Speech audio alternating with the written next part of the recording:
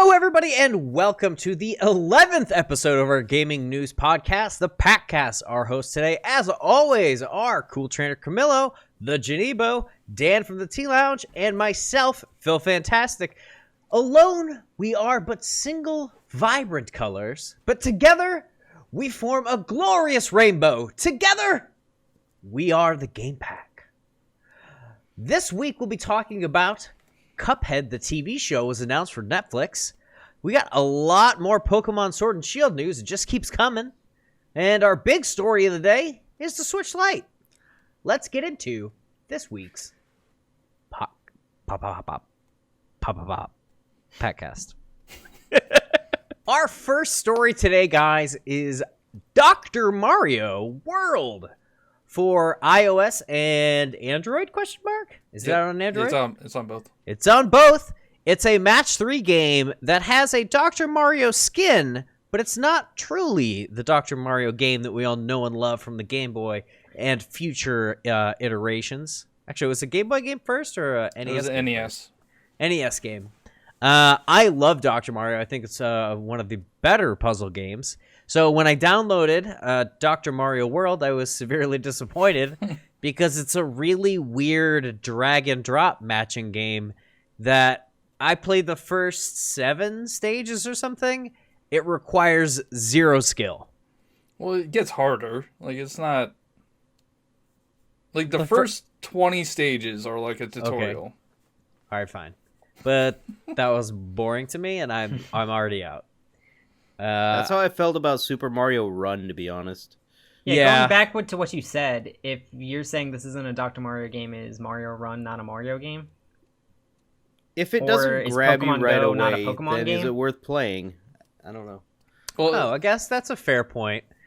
It is a Dr. Mario game, but it is not the Dr. Mario puzzle game that you're used to. It is a different type of Dr. Mario game. I think maybe a better way to phrase that. I don't like it. I think I've made my point clear, so I'm going to throw it over to somebody who probably also doesn't like it, Johnny Bo. Well, I actually streamed it. I streamed it for like an hour and a half. Yeah, I saw that. And I didn't have to pay any money for that hour and a half, so that was kind of nice. Mm-hmm. But like it is such a mobile game, man. Like your stamina runs out quick. So the way it works is if you have to spend 1 stamina to play a level. If you beat that level and you haven't beat it before, you get a heart to refill your stamina. But if you lose that level and have to retry, you have to use another stamina, and you only have 5 stamina. Oh, no. Yeah. So, and then to buy more stamina, you have to buy these gems, which are the microtransaction. Yep. And, yeah, I could see it. It's very predatory, I guess. I don't know. Like, it's a puzzle game, so you're expected to fail because, like, puzzle games, you have to figure out the puzzle, and it takes multiple attempts to do that. Yeah. And so it's the same every time. Like when you go to a stage, the layout's the same. So until you figure out, like, oh, it's best for me to put my yellow piece here on the right side instead of the left side, like I did last time. Like you have to learn. And while you're learning, you're wasting hearts, and hearts is your stamina. And then to replenish your stamina, if you don't want to wait, you have to spend money. Yeah, and the stamina or the wait time is 30 minutes for a heart. So it's just like they want you to spend money on that game. I guess I would say though, you could take those 30 minutes and you could play Mario Run. Or you could play Animal Crossing Pocket Camp, or you could play Fire Emblem Heroes, or you could play Super Mario Run. You could just rotate all of your Nintendo games during all of your cooldowns. I guess so. I don't know. I'm probably never going to load it up again. I just don't feel like it. Yeah, I don't know. It wasn't for me. Oh, then there's also there's the gacha mechanic too. What is the gacha mechanic in this game? So you unlock doctors. Like there's more characters that are doctors. So like I think you start off with Mario, Bowser, and Peach. I might be wrong on that. I don't know. You definitely only start out with Mario. Yeah, and then once you get to I think stage 10, you unlock different two other doctors, and then you earn coins, which like 4,000 coins allow you to get one doctor or one assistant, but getting 4,000 coins takes forever. Yeah. So if you want it quicker, you spend diamonds, which are the things that you spend money on. But I don't know. I just don't like mobile games. I don't like how they're set up. I don't like the free-to-play mechanics. And this is definitely a mobile game. Pay-to-win mechanics. Yeah, pay-to-win. And like you said, gameplay's not that fun. Like, it's not. It's not. It's really not a good game. Go ahead, Dan. I feel like with mobile games, there's definitely a balance that needs to be struck, and it's a very teetery edge to find that balance between we want you to play, but we don't want you to play too much and too fast and too free. And unless a company strikes that really careful balance really well, it can just be like, oh yeah, this game is just free and there's no need for anything ever to pay, or this is stupid because there's no way to play it unless you spend hundreds of dollars. Yeah. So it's definitely a sweet spot somewhere. And from the sounds of it, it sounds like they didn't strike this sweet spot. Is that what I'm gathering? I don't know. I haven't got far enough. I mean, I played an hour and a half straight without spending money, but that got me through the tutorial stages, which you have unlimited. But also, yeah, they set you up to like get that first hour in of like, ooh, this is what the game's like, and then they start like putting in those roadblocks. Yeah, they do that with almost every mobile game. It's like, here's the first episode of Cobra Kai for free. Now pay for the rest of the series. I mean, it is working, though. I saw a story that within the first 72 hours, there was, I think, 2 million downloads and $100,000 in revenue.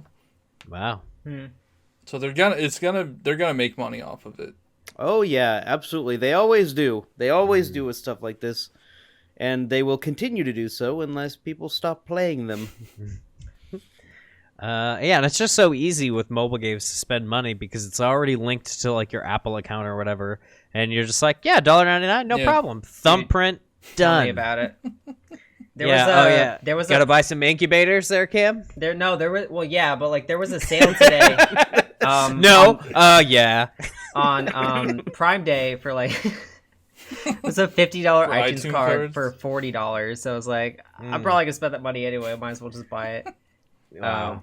So yeah, but I like about mobile games. Well, no, I like when transactions in mobile games just like maybe speed up my progress or like make my progress better versus like halt my progress. Like so, like in a game like Mario, like Dr. Mario World, like it just like stops you. You have to wait or pay versus like in Pokemon Go, you just play as much as you want. But if you want to get better stuff and play faster, then you can pay, kind of thing.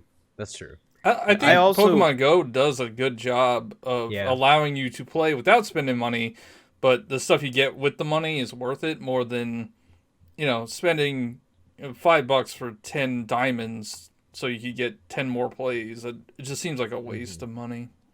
Yeah, I agree. Yeah. I'd also add that some companies, or not companies, but some games will give you the option to watch an advertisement instead of pay money. Ooh. Like for certain situations, like you can pay $1 to increase the time of your meter, or you can watch an ad for 30 seconds to increase the time of your meter. But you can only do this once every 12 hours. Yeah, and that can be an okay alternative. Yeah, that's definitely okay, especially for somebody who. Like a younger player who like doesn't have like a credit card hooked up to their Apple account. I also was gonna say that's cool on Twitch too because I do that all the time. I'll watch an ad and be like, oh, here's 3 bits, Dan. Enjoy. I do enjoy them. I get 3 gumballs. The watching from the ad machine. to get bits. Yeah, I like doing that. All right. Well, that's pretty much all we have to say. I do want to add one thing. Final point from John. Yeah. If you play with your friends, you don't spend stamina, which is nice. Oh. So you can keep playing your friend. Yeah. But adding somebody as a friend is ridiculous. You have to have them as a... There's no friend code. So you have to... you have to be friends with them on like another Nintendo product, like Nintendo Switch, what? or Mario Run, or the other Nintendo games. There's no friend code, which I don't understand why they did that. Well, I mean, we are always complaining about friend codes, so they took them out. Like, why are you mad? Why are you mad, bro? They took them out. Unless I'm missing something, somebody might say I'm wrong, but I couldn't find a friend code. I don't know enough about it. I will say one more thing about games that have a microtransaction nature on mobile. Sure. That parents should be very careful how they set it up for their kids. There are always stories about kids spending hundreds of dollars out of their parents' bank account hundreds and they thousands don't realize. Yeah. So parents, be vigilant as to how your kids are consuming video games on their phone. There we go. That's been a PSA from the Game Pack. All right, final thoughts? Moving on! The second story this week is Cuphead the TV show coming to Netflix at a TBD date in a TBD year. We probably won't see it this year, maybe next year. I don't know. They didn't really say. But all they've released so far is a teaser poster, which is on screen right now, I think. I don't know. Again, I haven't been editing the videos recently. It's also going to be hand-drawn, but not entirely on paper this time. And it's not going to be drawn by Studio MDHR themselves, but instead is going to be done by the Netflix's in-house animation studio. So Chad Moldenhauer, he is from Studio MDHR. He said, "We're not going to be animating this ourselves because it would never be finished." He's one of the Cuphead co-creators. And I believe it, because I would imagine... It took a while for the game to come out. So long for the game to come out. And then they got the DLC coming out that's been delayed. So I think they probably want to focus their efforts on making games, not TV shows. And then the other thing that they said was that it's safe for kids, but written so there are also things that adults find funny and appeals to a wider audience. It's not a toddler show or a little kid's cartoon. Interesting. So would you say that Cuphead, the TV show, is PG-ish? What do you guys think about this? I'm 100% going to watch this show. Yeah, I'm really excited. I'm going to binge it. Yeah. I really like watching the old like Disney cartoons. So if it's like anything like that, I would really like it.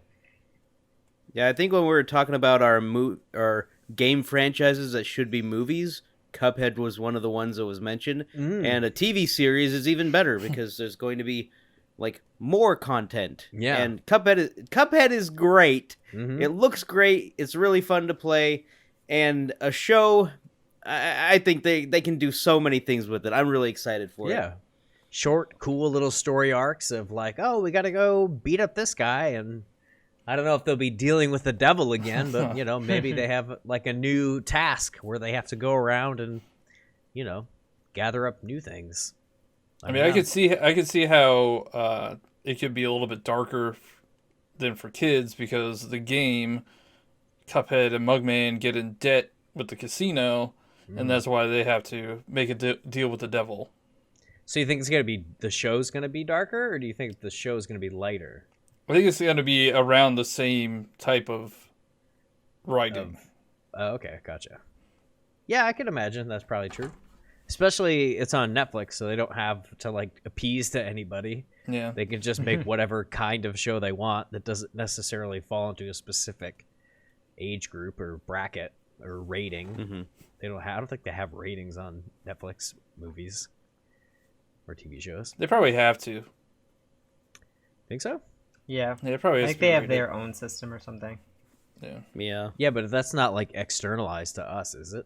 As content Not that I've seen. consumers. Yeah, I don't think I've ever seen a rating show up. Oh, you know what? They do show up in the upper left.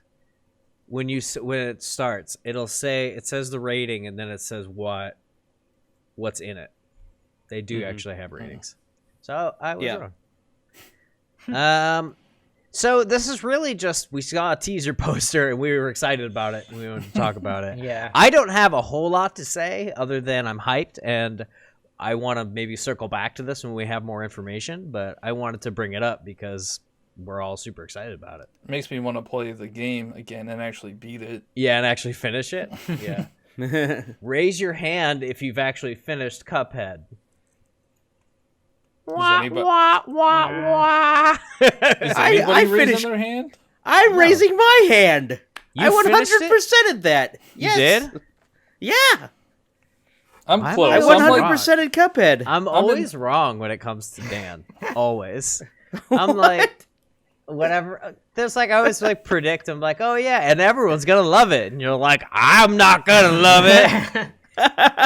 Yeah, but then eventually you turn out to be right. Well, no, I'm referring to grid-based gaming. I think you're gonna turn out to be right on that one as well. Mm-hmm. We'll make it happen. You are gonna love. And it's not grid-based gaming; it's grid-based exploration. Same difference. Cuphead. Get it right. It's getting a show on Netflix. Cuphead's getting a show on Netflix. Final thoughts? Hopefully, it won't be grid-based animation. I don't think it will be. I'm excited. All right. We're all very excited. Moving on, we're going to talk about, surprise, surprise, Pokemon. But right after this brief message. Today's podcast has been brought to you by Linkaritos. Why defeat Calamity Ganon when you can pet a doggo, get brain damage from a horse, or ragdoll down a mountain? Motherfucker, son of a... I can't believe this son of a... Wow, what an amazing sponsor. Aren't we lucky? Okay, now back to the Pokemon news that we're going to talk about. All right, so we got another trailer with great, amazing graphics, user interface systems. It's just so cool. Throwing it over to Cool Trainer Camilla to give his thoughts on this just eye-blazing, beautiful game. You done? Okay. I just read the script and it's hilarious. Pokemon dropped a random trailer beginning this week. They showed us some new Pokemon. And the first Pokemon they showed was Pokemon Alcremie, the cream Pokemon. It's a fairy type, and it has the ability Sweet Veil, which the only other Pokemon to have that ability was Slurpuff, and it kind of just protects you from status condition. Everything okay over there? So I just Alcremie, find this funny for some reason. the Pokedex, I think, will say Alcremie can produce whipped cream, which becomes richer the happier Alcremie is feeling. Isn't that lovely? Y'all, we got a bunch of 10-year-olds in this podcast. Yeah, they're hosting it. Since the rest of the game pack decided to be clowns, I'm going to tell you everything you need to know about the new Pokemon Sword and Shield Gigantamaxing trailer, and we'll splice in what the other members had to say as we go through the trailer. Roll the clip! So the next Pokemon revealed in the trailer was Yamper. Yamper is a puppy Pokemon. It's an electric type. Now, Yamper was quietly revealed to us during E3. It was in the E3 demo, but this is the first official reveal for Yamper. He has the new ball fetch ability, which means if you throw a Pokeball and the Pokeball doesn't catch the Pokemon and Yamper's not holding an item, he'll go fetch the ball for you and you can use the Pokeball again.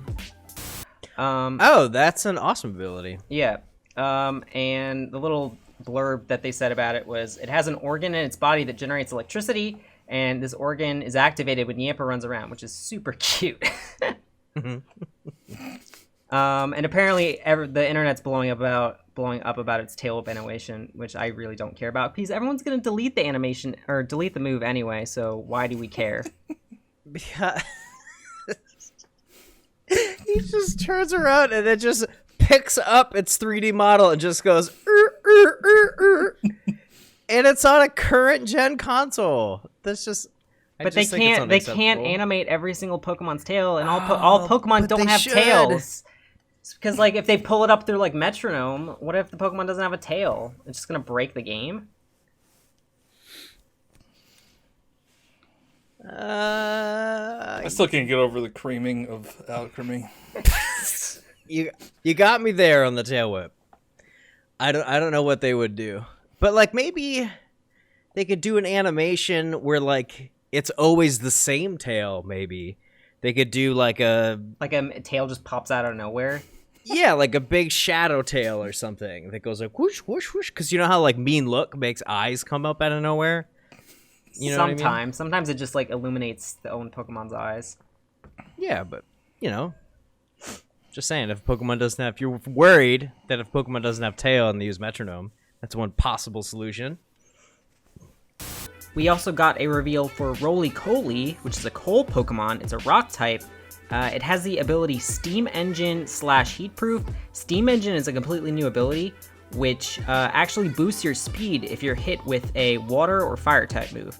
Now, I don't know if this means you're going to get a fire and water immunity. Some abilities work like that, and some don't. So I'd be curious to see if he actually gets the immunity from that. But I like this guy a lot. He looks a lot like Roggenrola, but it's cool to have another rock Pokemon. I think Roly-Coly's cool. I'm excited to see what Roly-Coly turns into, because right now he's sort of just like a Geodude without arms. Kind of looks like Roggenrola. And with only one eye. Yeah, he looks a little bit like, if Roggenrola didn't have feet. So Roggenrola has feet and Geodude has arms. That's what they should do. Is they should stack them up. Roggenrola on the bottom, Geodude in the middle with arms, and then just stick a Roly-Coly on top for the head. I really hope somebody just animated that into the video. And then the final Pokemon they revealed was Duraludon. Now this guy looks sick. He's a steel dragon. He's also known as the Alloy Pokemon. And the Pokemon website says the metal composing its body is incredibly durable, but also surprisingly light. It only weighs about 88 pounds in total. Thanks to this, Duraludon can move quite quickly in spite of its appearance. So now Duraludon that's the Pez dispenser Pokemon? Yeah, I guess you could say that. Cam's gonna leave this podcast. Yeah, if it gets Heavy Slam, I think that'd be kind of cool with the heavy metal ability, because that doubles that'd your be weight. A good combo. That'd be cool. And then light metal, that's more of like a defensive ability. Like you take less damage from like Grass Knot and stuff like that. Very interesting. Wait, now I heard did I hear Grass Snot? Grass Knot. Grass Knot. Like okay, you tie a knot on the Pokemon's foot and they trip. Got it. Okay. How are they gonna animate that? It's just little vines come out of the ground. They like twist around the foot. Yeah. It'll go like this. I heard that in Pokemon Sword and Shield they're gonna have exclusive gyms. Is that true, Camilo? Yes, we're getting 2 exclusive gyms, one in each version. We're getting a fighting type gym that's only in Pokemon Sword, and the gym leader is Bea, and she looks super cool. And then we have Alistair, a ghost type gym leader, and he is only in Pokemon Shield. Oh, Alistair's only in Shield. I'm so excited because I'm getting Shield. / I bought the dual pack, but I'm gonna play Shield first. And Alistair looks so cool. It's like Alistair does look really cool. Looks like a Shy Guy. Kinda, yeah. I wonder if that is some Japanese lore that we don't know about. I like Alright, so the animations and UI aside, I do like the character models in this game. Especially like the gym leaders. All the gym leaders they showed are pretty nice. They're pretty good. The stadiums look cool. I think the environments for the most part look cool. Like the cities look kind of cool. Oh, the cities look awesome. But like, what is that place called? The open area. The wild area? The wild. Yeah, that's like a little bit sparse, and I wish that it looked a little bit more living and breathing. And then I saw this one image, and I'm sure a lot of people also saw it, of you walk up next to a Tyranitar, and it's like how big it's supposed to be, and then you get into battle, and it's just like squat. So I just thought that was kind of lame, but I'm not complaining. Are they usually pretty good at scaling? No. In games? I thought they were going to be in this game based on the Dynamaxing and the stadiums and everything, but it's just kind I want to find a whale lord. in the wild. That'd be awesome. And then one little thing, they showed us 2 new characters, Chairman Rose and then his assistant Oleana. And I've been seeing online, I kind of think it too. I think they may be the villains of the game because they have like a weird look to them. And Chairman Rose is like the head of the Pokemon League, and he is the one who implemented the Dynamaxing and Gigantamaxing into the gyms. Ooh, interesting. Do you think Dynamaxing and Gigantamaxing is bad for Pokemon? It's probably like Mega Evolution, because like Mega Evolution hurts the Pokemon and they're in pain when they do it. Jeez, now I feel bad about wanting Mega Evolutions back. And then we learned something new, right? Oh yeah. They revealed Gigantamaxing, which is similar to Dynamaxing, but the Pokemon actually changes form, and all of their moves turn into G-Max moves, which a lot of them are pretty cool. I forget the names of them, but Dreadnaught's move was, it does like, it's like a really strong water attack, but it also sets stealth rocks or spikes at the same time. So it's like blasting like water and these like shards of rock everywhere.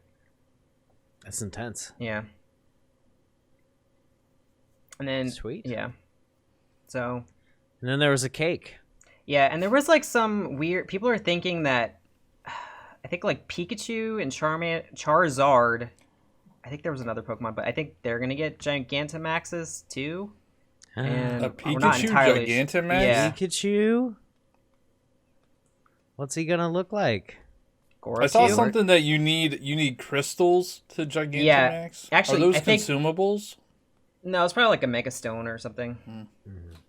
Actually, I saw if you buy the dual pack, like you get like a crystal for like Larvitar and like shoot, it's the Bagon? No, the Gen 7 dragon. Oh my gosh. Okay, I can't think of it right now. The one that turns into Hydreigon or whatever. No, Jangmo, that's it. Oh, Jangmo. I love that guy. Didn't they show some exclusive Pokemon too? Like they haven't really. No. I think like.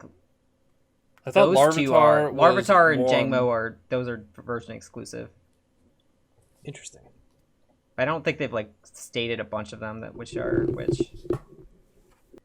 But yeah, that's all the stuff in the Pokemon trailer. You guys should definitely check out the trailer when you get a moment. It is pretty cool, and you get to see a giant cake and a rock. It's great.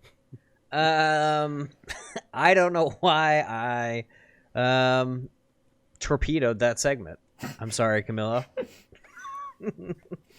I'm a 10-year-old. I guess now we're going to move on, unless anybody has anything else to say. Sometimes I like to move on, and the Dan's like, wait a minute! Well, Dan. I have nothing to say. Okay, then. Then we'll move on to the Switch Lite. Nintendo is finally releasing a new iteration of the Switch. It was rumored to be the Switch Mini, but the official branding is the Switch Lite. It's launching on September 20th of this year, the same day as Link's Awakening. Although there's not a Link's Awakening special edition, there is a Pokemon Sword and Shield special edition coming on November 15th. But at launch, there will be a yellow one, a gray one, and a blue one. The Pokemon one's November 8th. November 8th? I'm sorry, I was off by a week. November 8th. And it's light gray and has blue on the left side and maroony on the right side. For Zacian and Zamazanta. I'll get their names down once I get the game. And there's some really cool like artwork on the back of them. Yeah, on the back it's both those legendaries, and it looks super cool. I think it's a good special edition. Let's take a minute and talk about this special edition before we move into the deets. What do you guys think about the special edition? It's probably the version I'm gonna buy. I think it's ugly. Really? I don't think it's ugly. I think it's the best. The other three colors are kind of like, eh. I don't know. I like the turquoise one. It's kind of nice. I mean, that's my favorite of the three, but like that's still not like I'm like, I would be like, okay, I'll get the turquoise. I was hoping for Zelda one. I mean, I could wait to get. They'll probably have an Animal Crossing one, but Oh, definitely, yeah. I'm probably gonna get it at launch. Be a Pop-Tart anyway, one. So. Oh, yeah, another Pop-Tart. I like the Pop-Tart 3DS. I think the colors. Now we'll just transition into the colors for a second. I think the colors make it look like a toy. They were going for like a pastel, like because it's the light Yeah. colors. I guess I get that. I mean, yeah, Dan, you are correct in that it is a toy. I just don't. I don't think of gaming as playing with toys. You know what I mean? I don't. Well, I think he had another point to that. They also know that kids are gonna buy this, and like they don't want kids. They know kids break things easily, so it's the same way with like the 2DS. Like they didn't want to hinge on it so kids could break it. So this is just less moving parts, so kids can't break it. I think they're really pushing the toy aspect of it, to be honest, with this one. But is that a bad thing? No, not necessarily. You know, I don't know. They were showing like older people playing with it in their.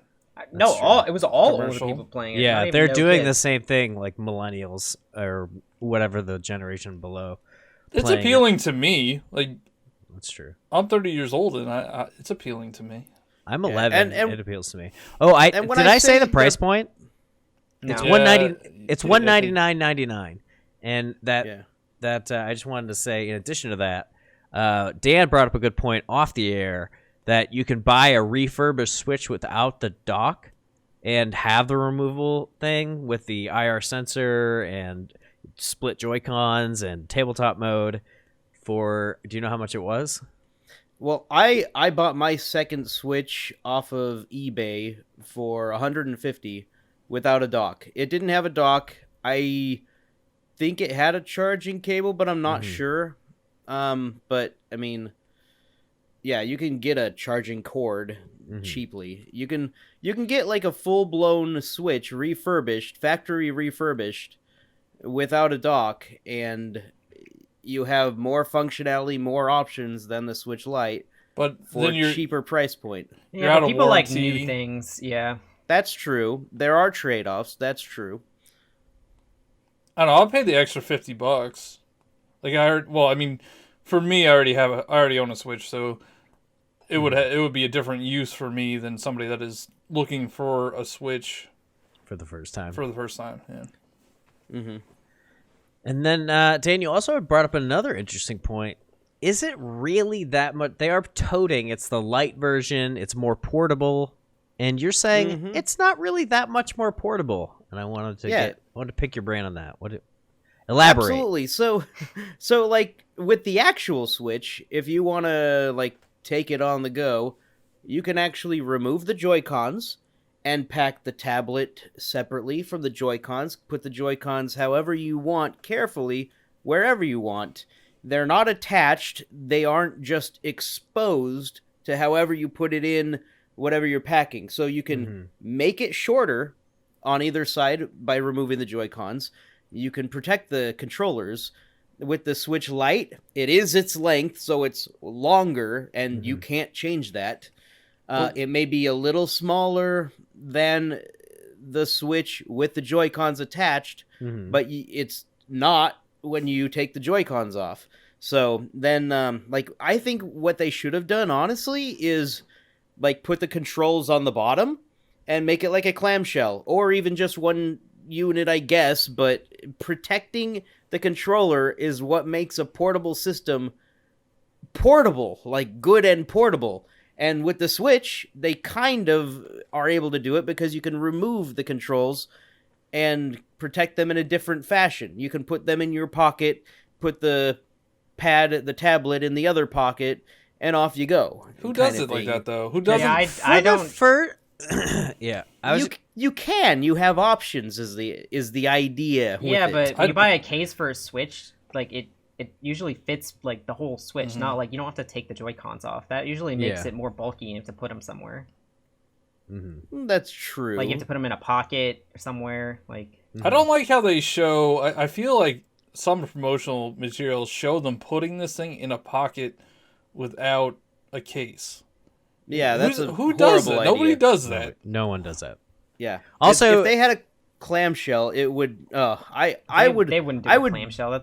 It would look completely different. People would be super. It'd be confused the 1DS. Well, right. But that's what I mean. It should be a DS that plays Switch games. That's what it should be for a portable version of a Switch. A Switch is already portable by nature. No, it's a portable home console. Yes, this is they not, call it the Switch because it's capable of switching. Their handheld going forward. This is like because they're not making. I mean, they say they're supporting the 3DS, but like forward. For all the people who like only play 3DS, they only play handheld games. Like this is their new handheld. Mm-hmm. Right, and they should don't get care an about actual Switch playing on the so TV. they don't can play all the versions. home console traditional like Nintendo games that usually come out for home consoles. You're going to be limited in the way that you can play. How are you going to play Super Mario Party? Like I know Super Mario Party has that system where you can take multiple Switches and kind of link them up on a table and they kind of flow into one another. You're not really going to be able to do that. Yeah, but that's like saying, I bought a 3DS, why can't I play Mario Party 10 on it? It's like, that's not the system to do that on. Like, if it was like a few years ago, you would have bought a Switch Wii U. Lite. I disagree with that point because it's so supposed a Switch to Lite be the is same. Not the console to play certain Switch games on. That's exactly my point. But who's dying to play Super Mario Party on a Switch Lite? You're not going to be able to play all the games. You can. If you get a Switch Lite. It's not but then get a regular Switch then. No one's forcing you to buy the Switch Lite. Exactly. You can get it some cheaper. People aren't in a position to where they can buy the Switch, and the one reason that they're selling it at this price point and in this form factor, I feel like it appeals to kids and families with multiple kids. Yeah. So they're like, okay, like I can't buy two of these Switches. I don't have two TVs. Like if I just get both of my kids one of these things, they don't have to share the TV. They can just both have their Switches. They can play at the same time. It's more cost effective. Plus, they don't have moving parts like you were saying earlier, Camilo. Like they're together. Like they're less likely to like miss. Like they're less likely to lose a Joy-Con or something like that. I feel like this Switch Lite is not aimed at the power user. It's aimed at a specific subsection of like people, like families with multiple kids or people who want a cheaper entry point into the Switch. And if you have to take that cheaper entry point, I think that you have to accept the fact that you're not going to be able to have the full Switch experience if you don't buy the full Switch. Yeah, I don't think there's anything wrong with that. Yeah, that's fair. However, one counterpoint with that is like if a family has two kids and they want to get like they're both kids playing, they could either get two Switch Lites for $400, or they could get a full-blown one Switch that comes with two detachable Joy-Cons so that both kids can play on the same system together. Yeah, but you can't for play like Pokemon on like one system. Yeah.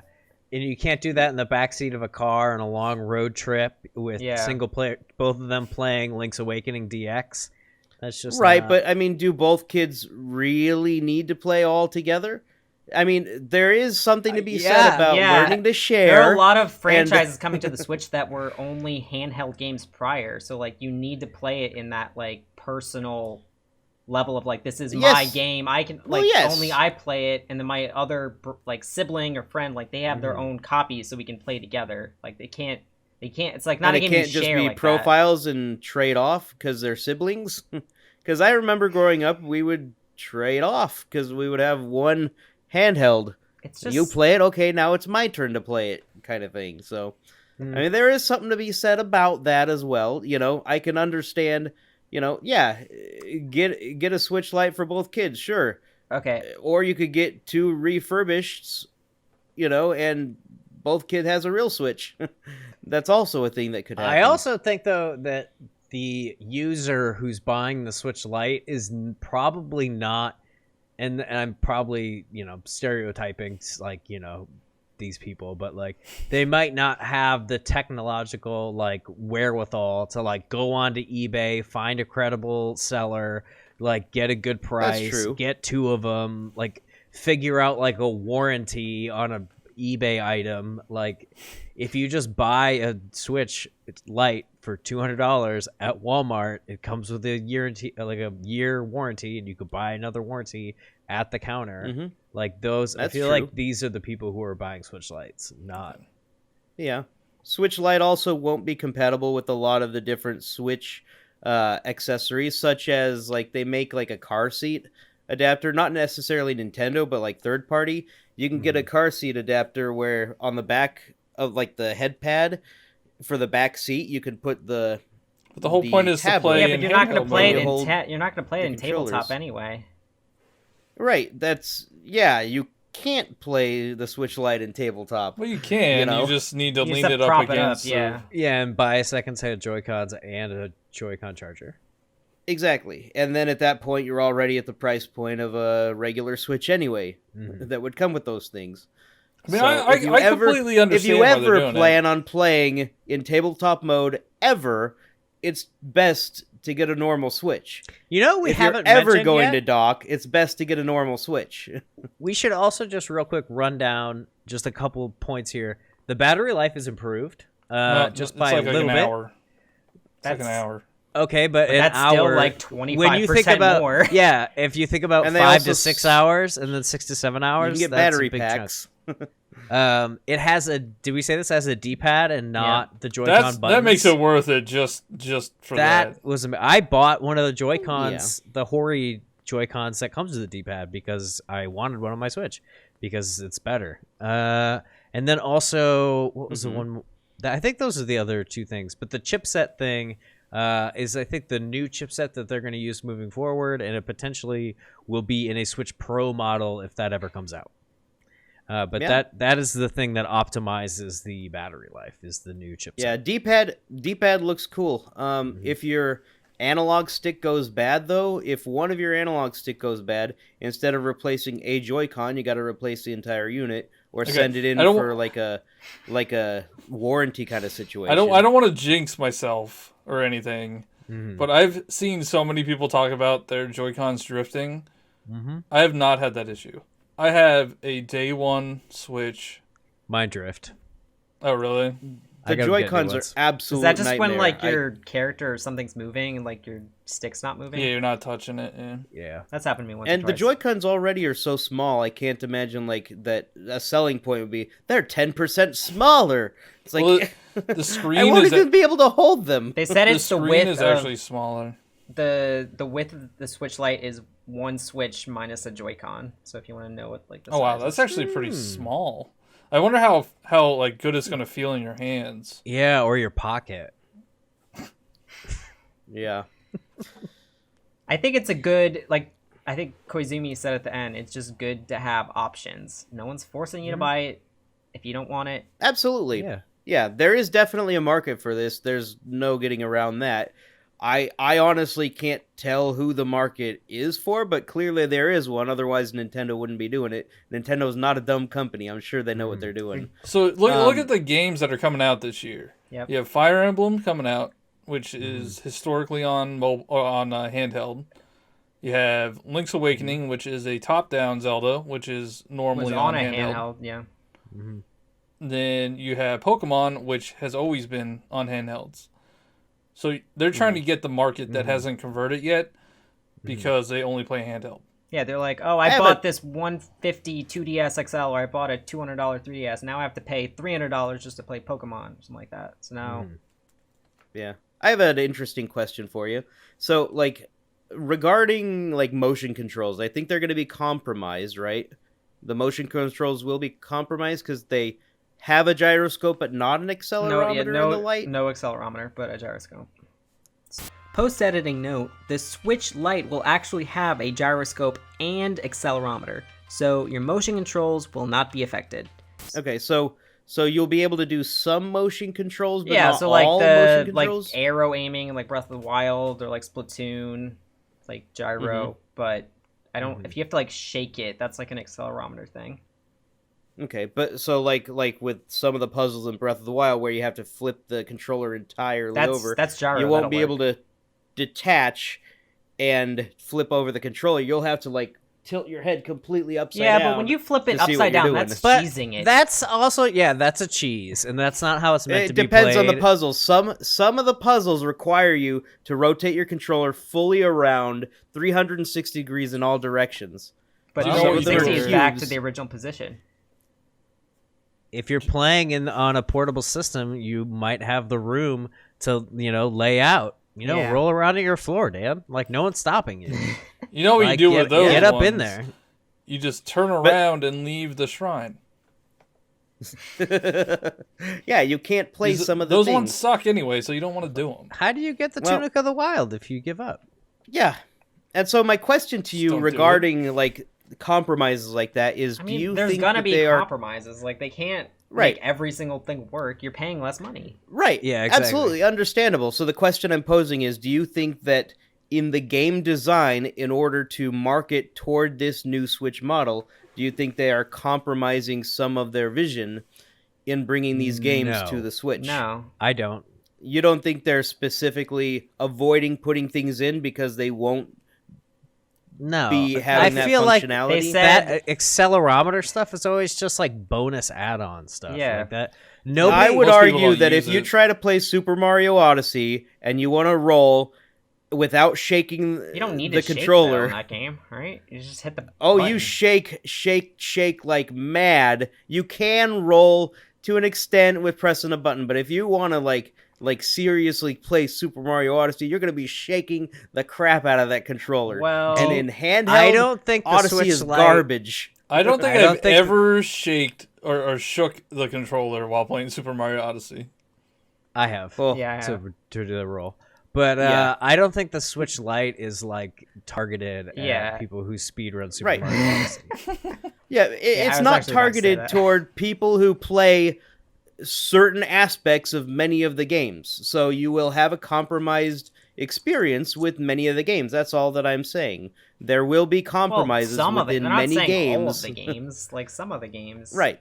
You'll be able to get. I feel like you're painting a good pretty experience. Broad strokes here, Dan, for something that's like not that big of a problem. I'm saying that you're like, I can't roll an Odyssey. This is a disaster.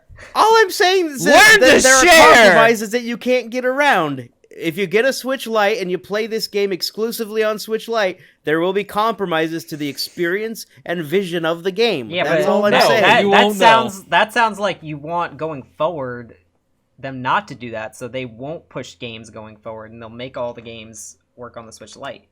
Because they shouldn't be like that. I want them to ditch the Switch Lite so they don't have to compromise, and so that everything will work good on the regular Switch that already is portable. You know what I don't like doing when I'm playing video games? Shaking my controller in order to do something. Yeah, I agree, but that's what they've done. That's the world they painted. Yeah, but guess what? They just painted a brand new world, bro, with the Switch Lite. Now you don't have to shake your stupid controller anymore.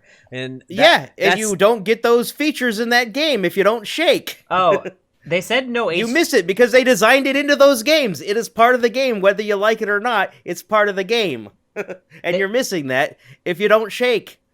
But you wouldn't know. You wouldn't know if you're missing it. Not if you only played on the Switch Lite. If you've never played it before, you would not even know. When a big text bubble comes up in Mario Odyssey that says "shake to roll faster," and you shake and nothing happens, you'll know. You'll press A to get rid of that text box and never think about it again. Or something. That's a deep cut. I feel like that one's a deep cut. It's a very specific thing.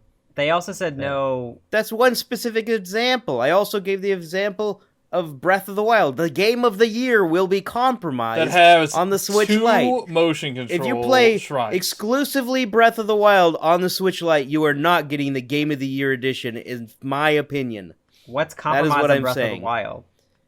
You can use a gyroscope.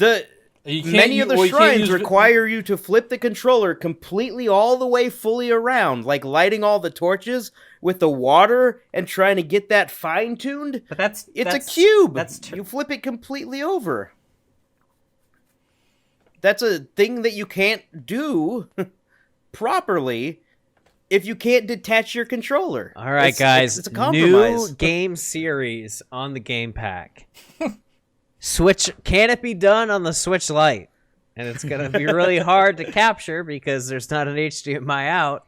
But Indeed. Katsu Kitty might be back in business. yeah, we'll find a way. But They also said no HD Rumble. So does that mean no Rumble whatsoever? Unclear. Probably. The HD Rumble and handheld is god awful, so I'm glad they got rid of that. Rumble is overrated. Well, Aren't there some games that use it though? Like I'll give you an example. Super Mario Odyssey. Some of the it'll rumble puzzles, when you- like some when of the you're, like, moons, over a require moon or you to something. walk over a Yeah. certain spot Oh, and that's feel true. the rumble get its Well, strongest. I think there's Rumble. I think it's just not HD Rumble. Yeah. Will You know, the the stuff HD they Rumble be coded good when enough they to showed find 1, those 2 moons Switch? in Odyssey? Wait, what'd you say? Yeah. Will the HD Rumble be good enough to find the moons in Odyssey, or will it just start rumbling at its baseline as you enter the area I don't know. and walk around it and never gets stronger or Well, it lighter? could just go I don't Right. know. I'm going to buy one of these Switch Lites, and I will play that specifically and let you know.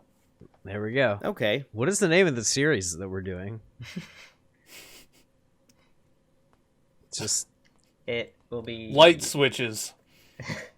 yeah, like, That doesn't switch. doesn't run like garbage. can't switch, disc switch. A lot of games look like garbage in handheld mode, so they're all like you're not I going to wonder get the what full the experience. The Witcher 3 looks like on the Switch Lite. Gonna be 300p. Nauseating. All right. Any final thoughts? This has devolved into just a screaming match. Any final thoughts? I'm gonna get one. I'm excited. I don't think this is for me because I'm I'm more of a power user. I think I think this it's is a huge. Okay, go ahead. But you are also a collector. This is Yeah, That's for the true. collectors as well. That's true. I I'm just- also a collector. Maybe I'll get one of the special editions that appeals to me more than this Pokemon one. Go ahead, Camilla. There is something to be said about collecting. I'm just a really big fan of like Nintendo handhelds, and like I feel like this is their evolution going forward because we have this hybrid handheld console, and the Switch Lite is a handheld console, but it's more emphasis on the handheld. So like I feel like this is the format we're going to the future. So I just want to jump on. Sounds good.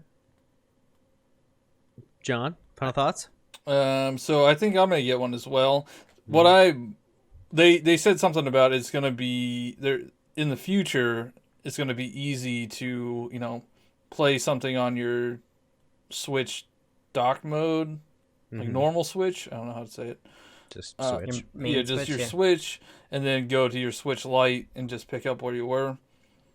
So That'd be that's cool. what I'm waiting for. Like right now, you could have your profile on 2 Switches, but then you have to keep downloading the saves. So I'm hoping they implement something.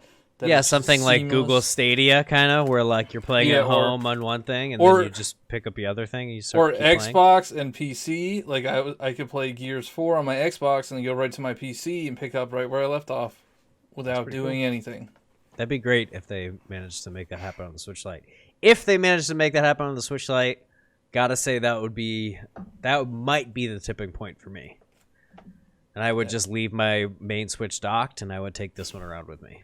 They did say eventually, so that's like 10 years from now in Nintendo's speed. Jeez. Dan, final thoughts? Yes, I think that the Switch. All Lite right, is- everyone said what they needed to say. So I think that the Switch Lite is kind of a scam, but it's a well thought out scam that a lot of people will actually Scam. fall for, and good for them if they end up liking it. Great, but I thought that the Switch itself was supposed to be the thing that replaces both their home and their handheld and merges it so that would be the thing going forward. And they knocked it out of the park. Getting a Switch that doesn't switch seems like a huge step backward, and I just don't get it at all. I think it's silly. You see, if they released a Switch without a dock and it was like not at like the correct be price, great. that would be like you just removing the dock, that would be a scam because then they're like, this is all the stuff we already have like in stock, and we're just trying to sell it to you at a different price point. This, they're actually making new hardware for it, so they're actually putting in the work. So I don't really think it's a scam. I would love them to release a Switch without a dock. I only need one dock, so I think. But what if they're like, Switch without a dock, $250? Why would it be $250? Like, they should have Switch without a dock, and it would be the Switch minus the price of the dock on its own. And which at that is price, like $210 or something. It would be great. I would gladly pay $10 extra for a real Switch without a dock than crippled version of the Switch with a compromised experience. But the Switch without the dock has a bigger screen. It has removable controllers. It has, which are all bonuses. Those are why positives, it would not be negatives. more money, not than just $200 than a Switch Lite. If a Switch sells for $300 and a dock on its own sells for $90, then they could sell a Switch without a dock for $210. Am I not right with this? Would they lose money? I don't know. I don't know. I don't think that the dock itself actually costs like $80 to produce. Yeah. So I bet that's fair. I bet the Switch Lite sells more than the regular Switch over its lifetime. That's interesting. Because people are going to be buying multiples of these, too. Yeah, because there's going to be special editions. The 3DS sold, 80 million units or 90 million units? I think it's close to 80. Yeah, I mean, their home consoles don't sell that much. Yeah. The only one was the Wii, but... that was like a cultural phenomenon. Yeah. And they definitely have studies to show, like, you know, half the people don't even dock their Switch. So let's just get rid of it. Half of the people will never, ever, ever dock their Switch, or don't usually. No, because like, if you have you have a person that has a Switch and they find themselves in a situation where they're at a friend's house and that friend has a dock and they could play together on the screen, on the big screen, I guarantee you they're going to put their Switch into the dock. It's like you bought a 3DS. It's not a full home console. But why would you have? Why would your friend have a Switch? This is dock? the longest. This is the longest final thoughts I think that's ever happened. Does the anyone Switch is have designed to be best of both worlds? To get rid of one of the two things is silly. The final thoughts section is an insinuation. It's an insinuation. If they want to make a handheld, I have no problem with them making a handheld. Let it be a handheld. Don't tack it onto the Switch and kill what makes the Switch a Switch. It's not killing your Switch. Your Switch. I guess we'll find out. We'll find out how this does. Like, if it doesn't, if it bombs, then yeah. But I don't think it'll bomb. I think they're a smart company and they made something that people will want to buy.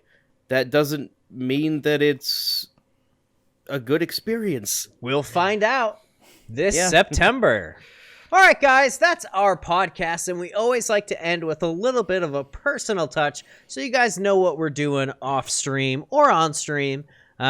We do a little section called What Are We Playing? And I will start it off because I've actually got Kat, my fiance, if you guys don't know. We're getting married in October. Congratulations. Thank you very much. Congrats. It is very hard to convince Kat to play video games with me because she doesn't like them very much, which is sad sometimes because they're my favorite thing.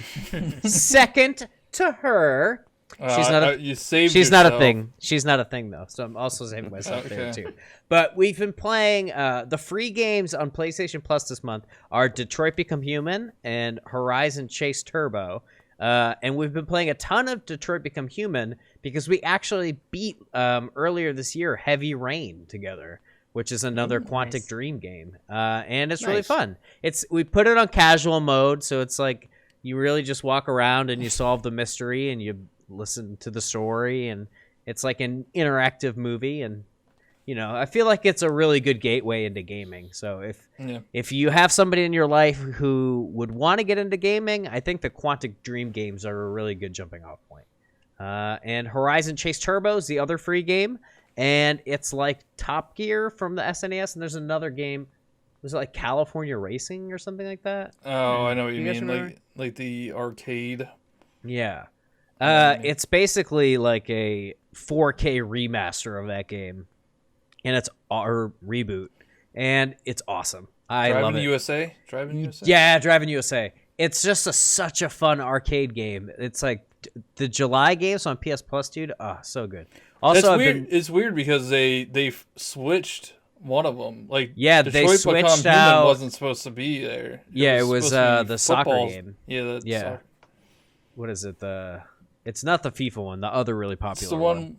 Oh yeah, the Pro Tour or something. Pro Evolution Soccer or something like that. Yeah.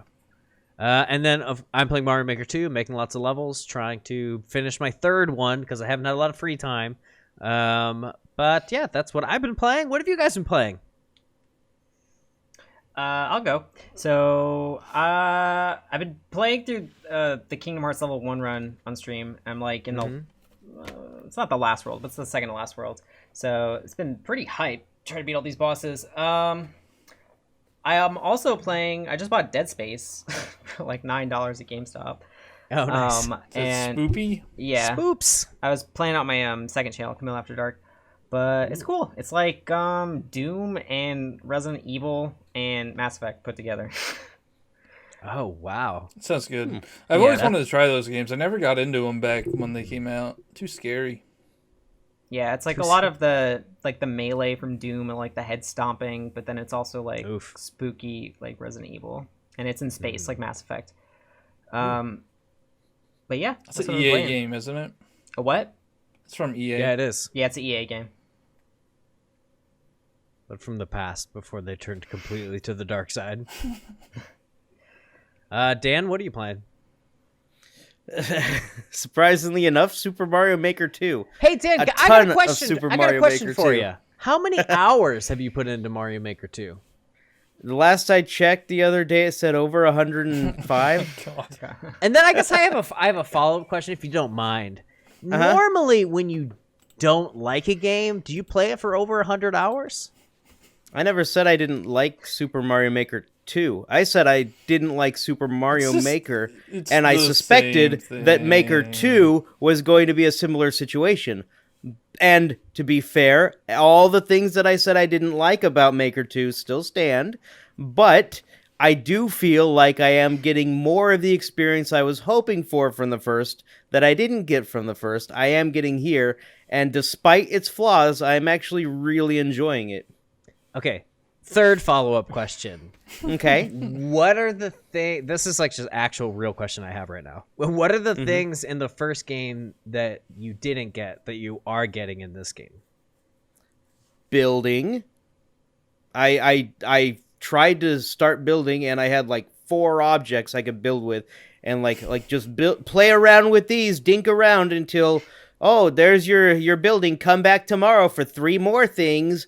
I'm not going to sit around for a week I hated the grinding out materials just to be able to build a level that I want. I want everything now. This game gives it. What else, though? That was a bad rollout. Sure. Okay, yeah. Also, they learned from there was so much nonsense that was completely unrelated to Mario. I felt like I was playing, like jump around to some anime cat lady through a level that has nothing to do with Mario in some of these things. It had nothing to do with... the costumes? It didn't feel like Mario. This, at least they've limited it to, you are playing as the Mario characters. You're not going to be... The costumes are so good, though. I know, I miss my Donkey Kong and my Diddy Kong. I heard that... It's Mario Maker! It's supposed to be Mario! I know, but this game is closer to that vision. I heard that in the last game, because all the costumes were in it, there were too many of the Mario 1 levels, so like they took them out because now there's like no Mario 1 levels. It was like oversaturated. Now there's all with Mario 3D 1. World. It's 3D World and Super Mario World. That's all you see. I prefer the Super Mario 3 aesthetic. Me too. I've been making a lot of those. Yeah, I've made levels in all styles. That's what I've been playing. What's your favorite style, Dan? It entirely depends on what I'm trying to do, because due to some of the limitations in building, you have to choose a specific style if you want to do specific things, such as if you want a flying machine, don't choose 3D World. If you want spikes, don't choose 3D World, unless you want big spike blocks that take up 4 squares instead of 1. If you want switches that are invisible or solid, choose not 3D World, because they... So which one's your favorite, dude? I don't know. 3D World has a lot of cool stuff. Yeah, but I don't like the controls of 3D World. But they're better than Super Mario 3D World, the game controls. I will say that much. That game is good. It's a good game. You are wrong. All right, John. What have you can been move in playing? 8 directions. It's not a 3D game. They call it. That's the only one with 3D in its title. It's not supposed to be a 3D and it's not game. even 3D. All right, John. What have you been playing? 2.5D. Well, I've been playing Mario Maker. Mm-hmm. And that's all I've been playing because. Are you famous on Mario Maker yet? Almost. I got almost 4,000 Maker points. So. Whew. What is your big beef with unlockables in Mario Maker? Why don't you share that with the class? All right. So the unlockables for the Mii costumes, they're not skill based. Like, you could be the best Super Mario Maker creator in the world, or think you're the best, or you actually make good levels, but they don't get played because the algorithm is complete trash. Like, I mean, I'm lucky enough to have an audience to play my levels, and I'm getting my levels played. But the algorithm still doesn't make any sense. My one level has, say it has 80 likes on it, or 80 hearts. That has gotten played less than a level that has like 30 hearts on it. It doesn't make any sense. Like, there's no rhyme or reason to the algorithm, and it just kind of screws you, because there's 2 million plus levels uploaded now. Wow. And your levels just aren't getting played. But all of these unlockables are locked behind getting your levels played. Now, are these unlockables something that affects gameplay? No, but I mean, you've played Mario games in the past. You played games that you want to unlock 100%. Like, you don't have to get all the moons or all the stars to beat the game, but you want to anyway because you want to unlock everything. You want to get all the costumes. You want to get everything. This prevents you from doing that, and it doesn't make any sense. Does it create sort of an artificial extended timeline for the game so that you keep playing it? No, I don't think that's how it works, because like, you could play for 1,000 hours, like thousands and thousands of hours, and your levels still might only get played by 20 people. It doesn't matter how long you play, doesn't matter how much you put into these levels. You need to have some sort of outside audience in order to get your levels played, because you can't. There's no way to. But your point with the other games saying, "Oh, you could do it all yourself." Those games aren't online. You play that completely offline. Like, you don't have to interact with anybody to 100% the Mario U, for example. But you could take another series, for example, like Call of Duty. You could play that online. You unlock everything through skill or through challenges. There's nothing like, this person says they like how you play, so here's a hat. Yeah, but that's what it is, though. It's a hat. And it's a hat reserved for somebody who happened to get lucky enough, whether it be through creating a level that is very, very good or through algorithm RNG. You just happen to get the hat because your level got lots of plays. That's all that is. I feel like I can't be the only one that feels this way. Like, it's definitely a popularity status symbol, that's for sure. Yeah, there's no skill involved with this. Like, it's kind of like shinies and hunting. Like, should everybody but get a shiny? eventually you would get a shiny. No, you're not guaranteed. No, never. It's a luck thing. Guaranteed.